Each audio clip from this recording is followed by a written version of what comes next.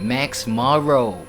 New entry alert, right? This is a great question from the title of this video that we're about to break down right now, right? Anarchism. Is a world without rulers possible? Golly. Yo, who the hell was you waiting on to ask that question before you asked it? God damn, you know what I'm saying? Yo, shout out Max Morrow for this one, man. Anarchism. Anarchism. I don't even know what to call it, man, because to be frank with you, I didn't even know what the definition of the word was, right? So all I had for this intro was the definition, right? Textbook definition. Anarchy is a state of disorder due to absence or non-recognition of authority or other controlling systems. Now, you know, living in the world that we live in, right, as time goes, I feel like it might just be possible. You know what I'm saying? A world without any authoritative input might just be possible, but then it's like, yo, what is the world finna look like beyond that, right? Right? Let's see. We can't go back to beginning. This existential crisis, the reason I cannot keep competing and keep on living. So it's back against the world. Seeing all your value once you dealt with all the dirt. Backing up slowly from these diamonds and pearls, quote unquote. Fat lady sings, I see the writing on the walls. Back to the sin cause it was pride before the fall. And now it's just over. Alright, back at it, man. Anarchism is a world without rulers possible. The brother Max Morrow. Hey. Max Morrow with it. Okay. Checking if I'm not muted. Thank golly. Ooh, I'm not muted. Alright, man. We can just like kick it off, brother. And wait, whoa, what the fuck is that? What is this? Oh, right. Address me, Max. I mentioned it a little earlier, but throughout that section, you might have been wondering to yourself, well, if all anarchists are socialists, then where does that leave anarcho-capitalists? Well, nowhere. The answer to that question is nowhere, because anarcho-capitalists are not real anarchists. This really shouldn't be a controversial statement if you are at all familiar with the etymology and historical use of the term anarchism, but some people are still trying to debate this to this very day. Proponents of anarcho-capitalism are usually of the belief that the term anarchism is merely a synonym for being anti-state or against the existence of government, but no, just no. Even the most rudimentary search into the history of anarchism on Wikipedia will reveal to you that you are looking at an explicitly anti-capitalist movement. The guy who first used the term, anti-capitalist. All the groups which subsequently emerged and started labeling themselves as anarchists, anti-capitalists. Every book and major contribution to anarchism, strictly anti-capitalist. No matter what way you try to flip it, the term anarchism refers to a very specific historical movement, and even one of the leading pioneers of anarcho-capitalism, Murray Rothbard, has admitted this. We must therefore turn to history for enlightenment. Here we find that none of the proclaimed anarchist groups correspond to the libertarian position, that even the best of them have unrealistic and socialistic elements in their doctrines. Furthermore, we find that all of the current anarchists are irrational collectivists, and therefore at opposite poles from our position. We must therefore conclude that we are not anarchists, and that those who call us anarchists are not on firm etymological ground and are being completely unhistorical. Now sure, this isn't some ideological concession, because the dude clearly thinks that anarchists are stupid, but that's beside the point. Thinking that ANCAPs are legitimate anarchists is like flying to Pyongyang, walking around and expecting to see free and fair elections in the Of course, and that's okay to think that somebody else is stupid, right? It's okay to think that, but then now we gotta coexist though. You know what I'm saying? We have to coexist, we have to not offend one another, right? This is the type of stuff that you like learn in kindergarten. You understand what I'm saying? You learn that shit over there in creche there, bruh. Like, yo, like, be kind to others though. You know what I'm saying? At least don't say it. You understand? Don't say it out loud that yo, you think they're stupid. You feel what I mean?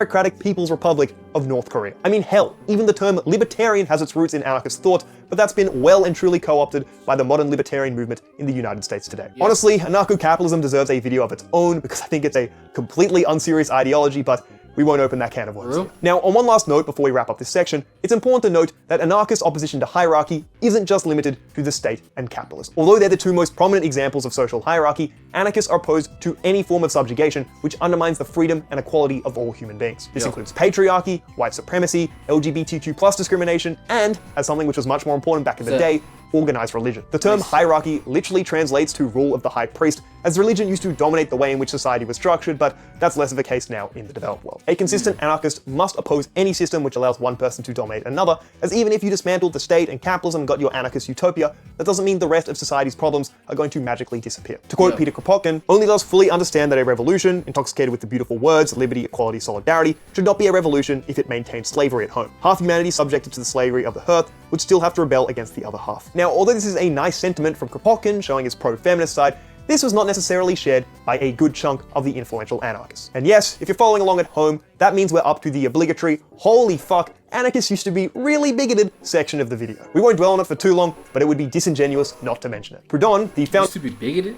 of anarchism, said that the Jew is the enemy of the human race. This race must be sent back to Asia or exterminated. Bakunin was similarly anti-Semitic, calling the Jewish world a single exploiting sect, a sort of bloodsucker people, a collective parasite. Then, when it came to sexism, well, Proudhon again had some interesting views. Woman is a nice animal, but she is an animal. She's greedy for kisses as the she-goat is greedy for salt. She is, in short, a domesticated animal who at times reverts to her instincts. There was also this interesting quote I found in Zoe Baker's book. In 1935, the Spanish anarchist Lola Iturbe complained that anarchist men, however radical they may be in cafes, unions, and even affinity groups, seem to drop their costume as lovers of female liberation at the doors of their homes. Inside, they behave with their compañeras just like common husbands. Perhaps it was the case that anarchists fought for equal rights publicly and in their writings, but as soon as it came to doing some good old practice of their own, well, they weren't really moving the needle. Even Kropotkin has drawn some criticism for his usage of the term savages when referring to undeveloped regions of the world, but I don't know, that feels kinda tame compared to everything else his contemporaries were saying. Like, fuck man, I know he's not an anarchist, but Marx literally called someone a quote,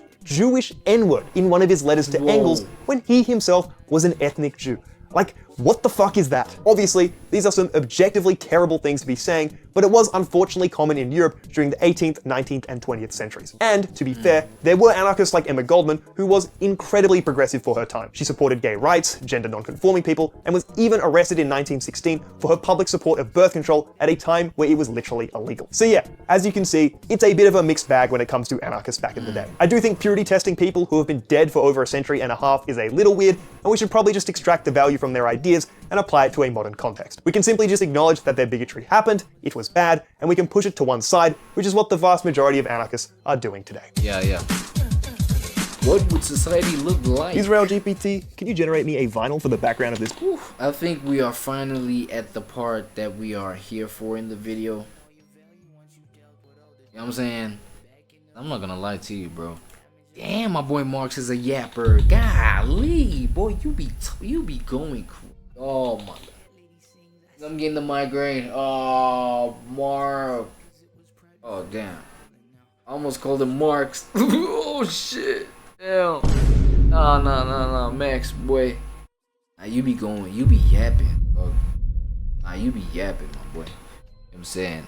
If I knew you, you know what I'm saying? You was like undefeated yapper of all time. Shit, I wouldn't have clicked on the video, but yo, go on, my boy. This video segment. Now generating. Getting killed by geese. Thank you, Netanyahu. To kick off this next section, I'd like to begin with a quote from Teddy Roosevelt, that guy from Civ. Again with a quote? 6. Complaining about a problem without posing a solution is called whining. I'm not gonna lie. Criticizing the government and the state of modern capitalism isn't particularly difficult. We live in a hell world where headlines from The Onion seem more plausible than reality itself. But do you wanna know what is difficult? Offering a completely new way of structuring society. And fortunately for us, anarchists have been doing this for a while. Now, I must admit that the vast... What? Anarchists have been the reason why we reconstruct society?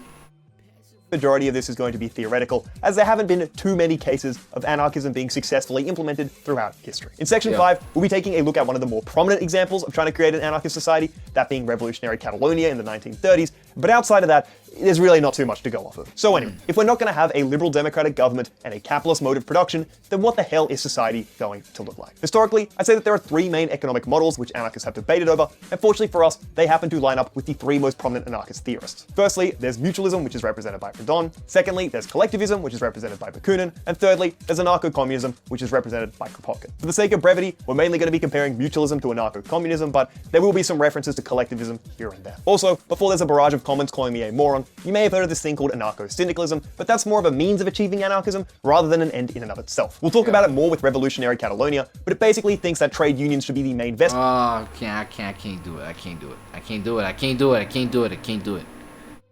I can't do it. I can't do it. I cannot, like, this is boring, man. Fuck. Anarchism, bro. Yo, you got it, bro. Hold on, man. Give me, other video, bro. You know, other video of this bitch. Yo, anarchism, man. Anarchism. Explained. Anarchism explained. Okay, let's see this. Yeah, Max, bro. Yo. Yeah, you can get the step in. I'm not gonna hold you. Yeah, and then nigga, man, my boy be going. Damn. What is anarchism? No. I think we had a little bit of an idea, right?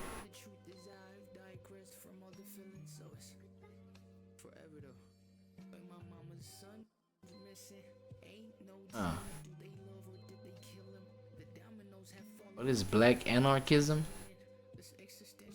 Black anarchism?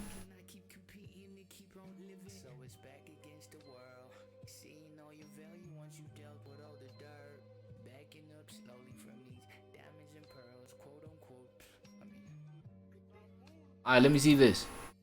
Feminist anarchism argues that patriarchy and traditional gender roles are forms of unfair control that should be replaced by free, equal relationships. Because since we understood that anarchism is just like anti-capitalism, right?